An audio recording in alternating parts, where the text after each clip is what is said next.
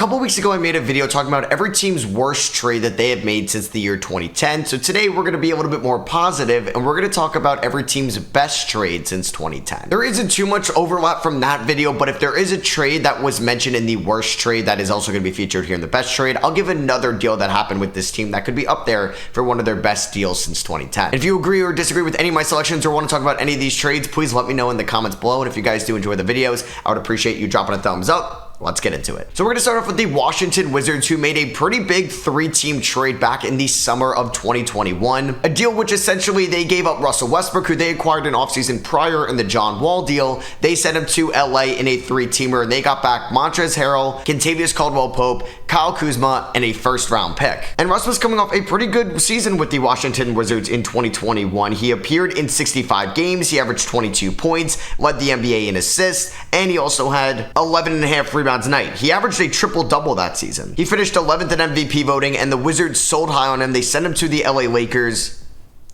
in exchange for Kentavious Caldwell-Pope, who was a nice 3-and-D role player for the Lakers, especially on their title team in 2020. KCP played in 77 games for the Wizards in the 2022 season, averaging 13 points and shot 39% from three, and then was traded to Denver in the following offseason. Montrezl Harrell was banged up in the 2022 season, appeared in 46 games, but did average 14 points, and then was traded to the Charlotte Hornets at that deadline. And then they also got Kyle Kuzma, a big name in that deal, who's had a nice Washington Wizards career so far across 3 years. Has averaged 20 points, 7.5 rebounds, and a shot 46% from the field. Signed an extension with Washington, and it's looking like that they can get a nice return for him at the deadline. And I know I mentioned this trade in the worst trade video, so you could talk about the Washington Wizards also getting Marcin Gortat in exchange for Emeka Okafor and a future first-round pick, and Gortat had a nice career with the Wizards. It was a 2015 trade deadline when the Atlanta Hawks sent Adrian Payne to the Minnesota Timberwolves in exchange for a future first-round pick that ended up being the 19th overall pick in the 2018 draft, and Atlanta used it on Kevin Huerter. And Kevin Huerter had a nice Atlanta Hawks career.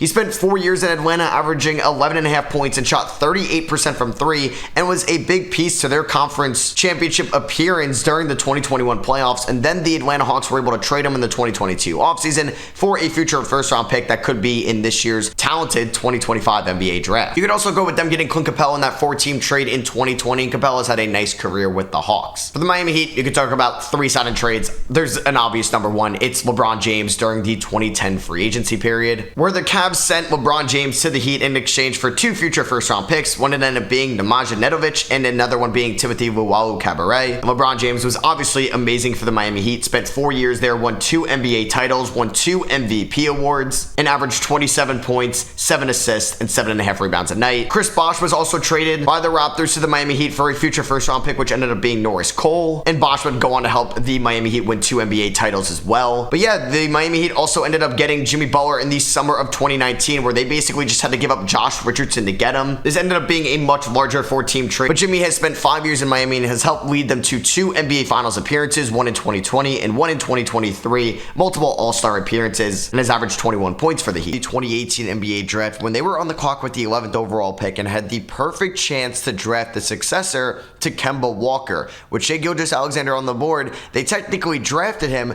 but then traded him to the LA Clippers for the rights for the 12th overall pick to select Miles Bridges, and got 2 future second-rounders out of it that ended up being Vernon Carey and Scottie Lewis. Now, Miles Bridges is a fine player today, but it does not match the superstar caliber player that the Clippers got with Shai Gilgeous-Alexander, and he could have been that in Charlotte. I think definitely the best trade for the Orlando Magic is them trading Nikola Vucevic to the Chicago Bulls at the 2021 trade deadline, getting Wendell Carter Jr., who's still a good big man for them today, on a nice contract. Them also getting the 8th overall pick in the 2021 NBA draft, ended up being Franz Wagner, who's great today. They also got a first rounder in the 23 draft, which ended up being Jett Howard, who could still be a good rotational piece for the Magic. But I know I did mention that in the worst trade video, so you could talk about them being involved in the Dwight Howard trade, which got them Nikola Vucevic back in 2012. They received a lot in that deal, but Vucevic was definitely the best piece long-term, who had a nice Orlando Magic career, spent 9 years there, averaging 17.5 points and 11 rebounds, and like I said before, they sold him at the right time, ended up getting a great return for him at the 2021 deadline. deadline. I talked about them getting Kawhi Leonard in the 2011 draft in the worst trade video because that was for the Indiana Pacers, just giving up George Hill to basically get him, and Kawhi Leonard ended up winning a finals MVP for San Antonio, multiple Defensive Player of the Year awards, and was basically a top 5 player for a decent amount of time in San Antonio. But I will also mention the DeJounte Murray trade they made in the 2022 offseason. It's going to be a reoccurring theme in this video. Teams selling high at the right time on some of their star players. Murray's coming off a year where he averaged 21 points, led the NBA in steals, was an all-star, and finished runner-up in most improved player voting.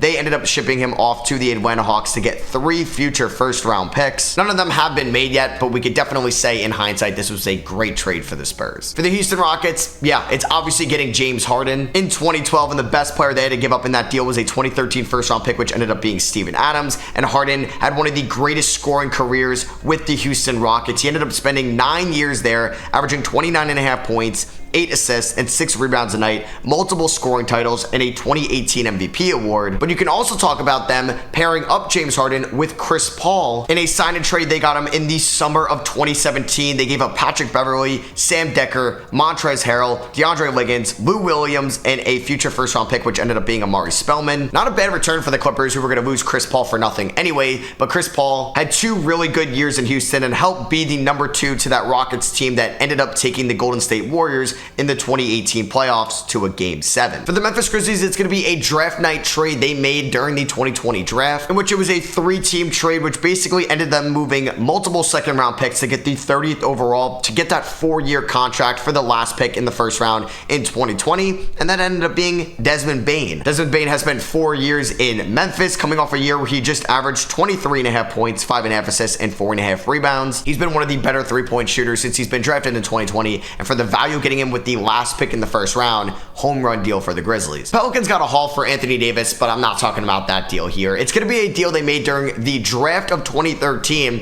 when they ended up trading away the 6th overall pick, which ended up being Nerlens Noel, and a future first round pick, which ended up being Elfrid Payton/Dario Saric, in exchange for Drew Holiday. The Pelicans knew that the 2013 draft was a weaker draft, so they got a proven 2-way shooting guard who ended up being such a good complementary piece to Anthony Davis down the line. Holiday spent 7 years in New Orleans, averaging 17.5 points, 7 assists, and shot 46% from the field. He never made it to an all-star game in New Orleans, but made multiple all-defensive teams, and it's not like he left for nothing. The Pelicans were able to move him in a 4-team trade in 2020, getting multiple future first-round picks from the Milwaukee Bucks. One of them ended up being Yves Missi, and then there's still going to be some picks that need to convey down the line. But I also think that's another recurring trend in this video. Giving up assets to get some of these guys, like we saw with the Magic getting Nikola Vucevic and a Dwight Howard return, the Pelicans getting Drew Holiday, and then ended up getting great years out of them in their prime and then shipping them off to get still good assets in case they were going to leave for nothing eventually. For the Dallas Mavericks, you could talk about them trading up during the 2018 NBA draft, basically giving up Cam Reddish and Trae Young to get Luka Doncic. Obviously, that's been talked about enough, but I will talk about the Kyrie Irving deal they made at the 2023 trade deadline. Another thing that could be a recurring factor in some of these trades is really just buying in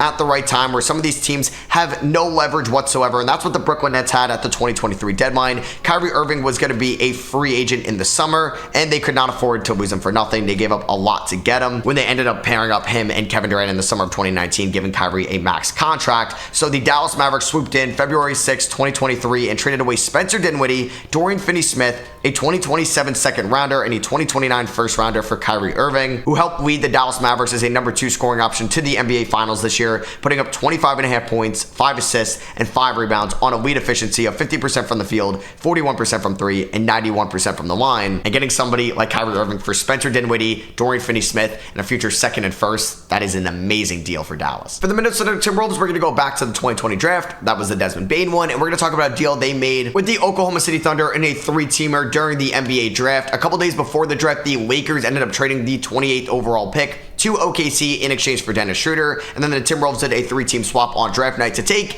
Jaden McDaniels out of Washington. Yeah, McDaniels was better than a lot of the players that went around him, like Alexis Pukaszewski and Leandro Balmaro, some of the picks that were included in this deal. And McDaniels has spent 4 years in Minnesota and has been one of the best defenders in the NBA, and was just on all defensive second team in the 2024 season. The Denver Nuggets made a really good move at the 2021 trade deadline. Unfortunately for the Chicago Bulls, it wasn't a good move getting Nikola Vucevic, but the Denver Nuggets Nuggets getting Aaron Gordon was a fantastic trade. The Denver Nuggets didn't have to give up too much for Aaron Gordon. They had to trade away RJ Hampton, a recent first-round pick who didn't pan out in the NBA, Gary Harris, and a 2025 first-round pick that still needs to happen. But they got Aaron Gordon, who was a vital part to their 2023 championship team. So no matter how good that 2025 first-round pick is, it was definitely worth it. The Nuggets got a title. Gordon has spent 3.5 years in Denver, averaging 14.5 points, 6 rebounds, and 3 assists, and has shot 53% from the field, and has been a great complementary piece to Nikola Jokic in that front court.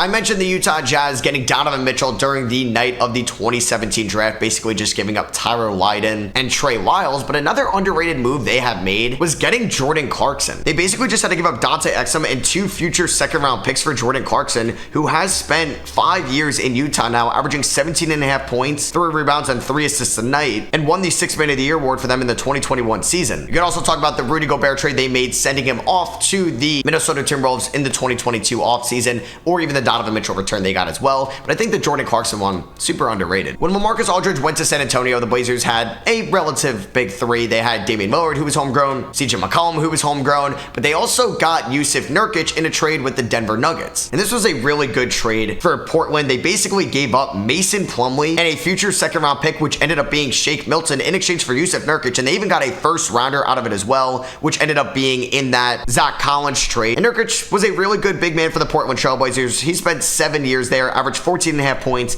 10 rebounds, and shot 51% from the field. And had some really good years outside of his unfortunate injury ones. Thunder have a lot of trades here. You could talk about them trading away Serge Ibaka to Orlando for basically Victor Oladipo and Domantas Sabonis, and then you could also talk about them trading those 2 guys to get Paul George during the summer of 2017, in which Paul George ended up spending 2 years in Oklahoma City, including his best year of his career in 2019, where he finished 3rd in MVP voting, was on All-NBA first team, led the league in steals, and averaged 28 points, 8 rebounds, and 4 assists. Or you can even talk about a trade they made in the summer of 2019, sending off franchise legend Russell Westbrook to the Houston Rockets in exchange for Chris Paul, who gave them some good years, and then were able to flip Chris Paul to Phoenix. And they also got Nikola Topic in that trade, who was just recently drafted. They're going to get a 2026 first rounder as well. And they also have rights to swap with the Rockets this year in the 2025 draft.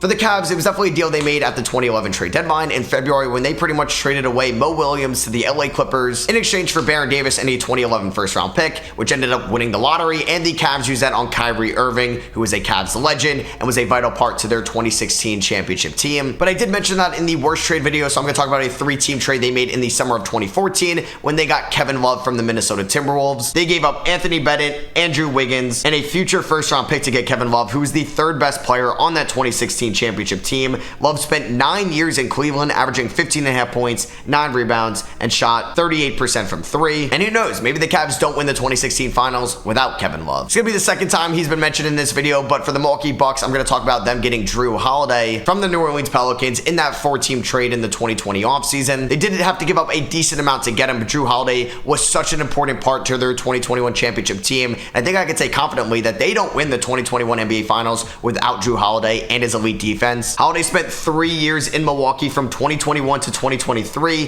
He averaged 18.5 points, 7 assists, and 4.5 rebounds for them, and shot 49% from the field and 40% from 3. His first year in Milwaukee in 2021, in which the year they won the NBA Finals, all defensive first team. Next year in 2022, all defensive second team, and then was an all-star and all defensive first team again in the 2023 season. And we definitely saw how much Milwaukee missed Drew this year. For the Bulls, I'm going to talk about a trade they made during the 2017 NBA draft when they traded away franchise star Jimmy Butler to the Minnesota Timberwolves in exchange for Chris Dunn, Zach LaVine, and Lauri Markkanen, who was the 7th overall pick in that draft. LaVine was definitely the best player out of that trade, and LaVine has now spent 7 years in Chicago, averaging 24 points, 4 rebounds, and 4 assists a night. Lauri Markkanen spent the 2nd most years in Chicago, where he ended up spending 4 years there, averaging 15.5 points, and was then traded away in a 3-team trade in the summer of 2021. I'm sure Bulls fans are definitely indifferent on that deal, so you could talk about the sign-and trades they made for DeMar DeRozan in the 2021 free agency period, or maybe even Lonzo Ball. For the Detroit Pistons, the biggest trade they made since 2010 was definitely getting Blake Griffin. I thought that was one of the worst deals they made. So I'm going to talk about a deal that they made in the 2020 offseason, in which they traded away Christian Christian Wood and a future second-round pick, which ended up being Luka Garza, to the Houston Rockets to take on Trevor Ariza's bad contract, but also pick up the 16th overall pick in the 2020 draft, which ended up being Isaiah Stewart. So basically, the Pistons swapped Christian Wood, who's now a minimum player in this NBA, for Isaiah Stewart, who's been a very good young piece for them. He's able to knock down threes. He shot 38% from three last year, puts up 11 points and 7 rebounds a night for the Pistons, and I thought this was a good deal for them. Sometimes for these trades, you're gonna have to give up a lot to make one of your best deals, and that's what the Indiana Pacers did at the 2022 trade deadline. This was a deal that sent Tyrese Halliburton with Buddy Hield to the Indiana Pacers in exchange for Justin Holiday, Jeremy Lamb, and Domantas Sabonis. And Halliburton has been everything that Indiana could have imagined in this deal. Halliburton's last 2 full years in Indiana, he's averaged 20 points, 10.7 assists, 4 rebounds, has shot 48% from the field, 38% from 3 on 7.5 attempts. He was an all-star in both years and was even an all-star starter this year and was on All-NBA third team, and is going to be on the Indiana Pacers Mount Rushmore one day. For the Golden State Warriors, it's going to be a 3-team trade in the summer of 2013 when they ended up picking up defensive wing Andre Iguodala from the Denver Nuggets in exchange for Andres Biedrins, Richard Jefferson, Brandon Rush, and a 2014 first-round pick, which ended up being Rodney Hood. Iguodala spent his time with the Golden State Warriors from 2014 to 2019, averaging 7 points, 3.5 assists, 4 rebounds a night, shot 49% from the field, had 4 top 10 Sixth Man of the Year finishes, including being runner-up in 2016 and 2017. He was also on all defensive first team in his first year in Golden State in 2014, and obviously won the Finals MVP for the Warriors title in 2015. For the Sacramento Kings, you could talk about the return that they got for DeMarcus Cousins, but I'm going to talk about their side of the Tyrese Halliburton deal, in which they got Domantas Sabonis. Sabonis, over his last 2 years in Sacramento, has averaged 19 points, 7.5 assists, 13 rebounds on 60% shooting, and has also shot 38% from 3. He's been on All-NBA third team each of the last 2 years, and has also finished top 10 in MVP voting in those 2 years as well. Turns out when you trade for Chris Paul, it really works out. The Phoenix Suns trading for Chris Paul is going to come up for their selection. They gave up Ty Jerome, Kelly Oubre, Ricky Rubio, and a future first-round pick, which ended up being Peyton Watson, for Chris Paul, who spent 3 years in Phoenix, averaging 15 points and 9.5 assists. He had a top 5 MVP finish in 2021, and also led the Phoenix Suns as an important piece to their Western Conference Finals victory